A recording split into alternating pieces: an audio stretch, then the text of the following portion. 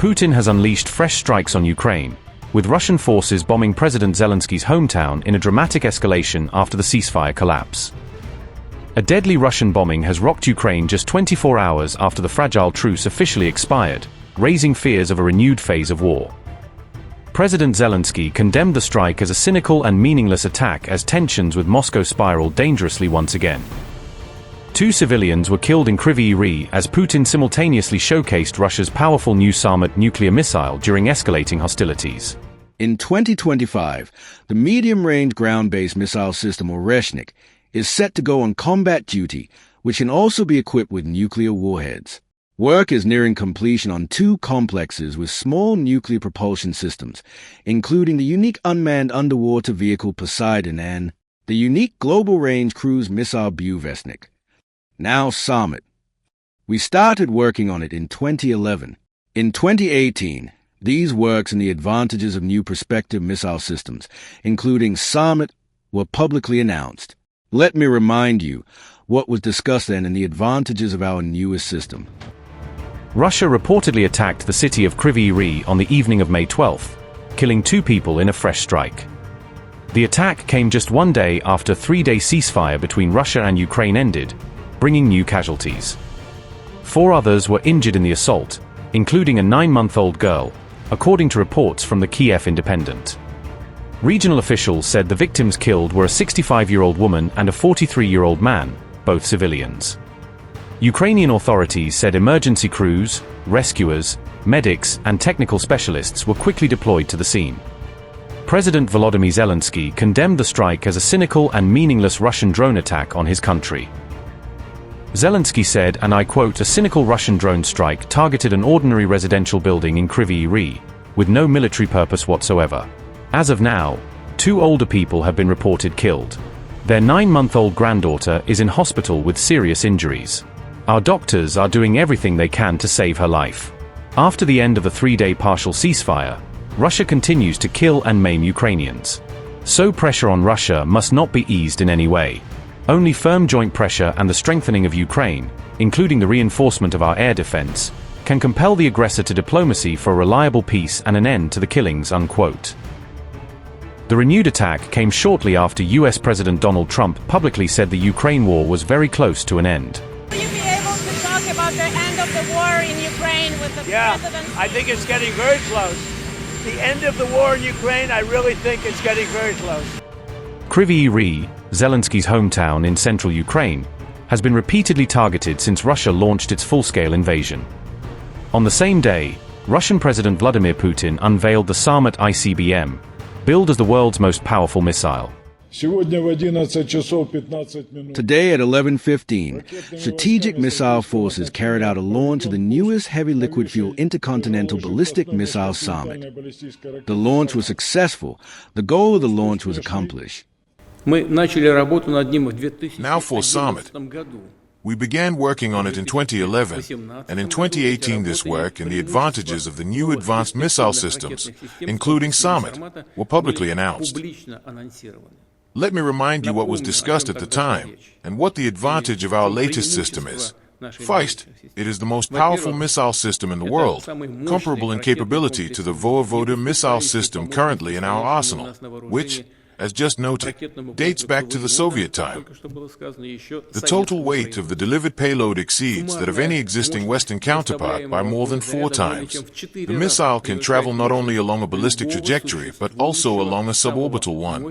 This, thirdly, makes it possible to ensure a range of more than 35,000 kilometers while at the same time doubling its accuracy. Finally, it has the ability to penetrate all existing and future anti-missile defense systems. By the end of this year, Sarmat will indeed be placed on combat duty.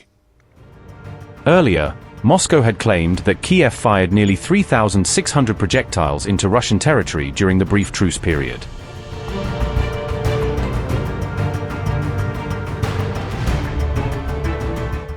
At least 25 civilians were killed in Ukrainian attacks over the past week, according to figures published by Russian state agency TASS on May 12. Moscow said a further 209 people were wounded in these strikes, including 14 minors. Reports stated that Belgorod, Kherson, Zaporizhia, and Bryansk regions suffered some of the heaviest civilian casualties. Authorities also reported additional civilian losses in Chuvashia and in the Russian-controlled Donetsk People's Republic. A Russian official said that drone strikes accounted for about 87% of all the civilian casualties recorded in this period. At the same time, Moscow claimed that Ukrainian forces fired nearly 3,600 projectiles into Russian territory over a span of 7 days. Russia further accused Ukrainian troops of remotely planting mines inside areas held by Russian forces. According to Moscow, Ukrainian drones also targeted an ambulance team in the Belgorod region.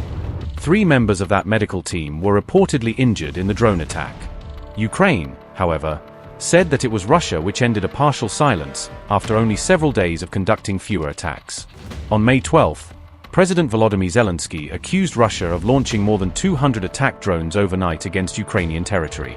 Ukrainian officials said that Russian forces also dropped over 80 aerial bombs on positions along the front line. They added that more than 30 Russian airstrikes were recorded across multiple regions of the country. Ukrainian air defenses reported that drones were shot down over Kyiv, Dnipro, Sumy, Kharkiv and Chernihiv. As a result of these Russian strikes, energy facilities, apartment buildings, and a kindergarten were reportedly damaged. Ukrainian President Zelensky warned that Kyiv would respond in kind to all future actions by Moscow. This came as Zelensky faced allegations from critics that he is prolonging the war for personal and political gain.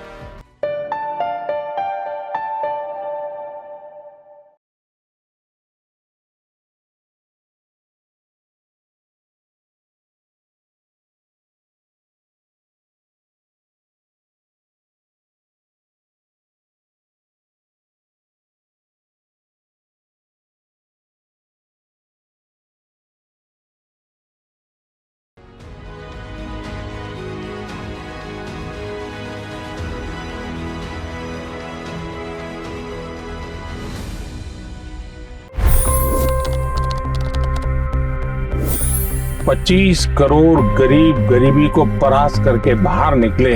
For the good of our nation, let's work together and let's truly make America great again.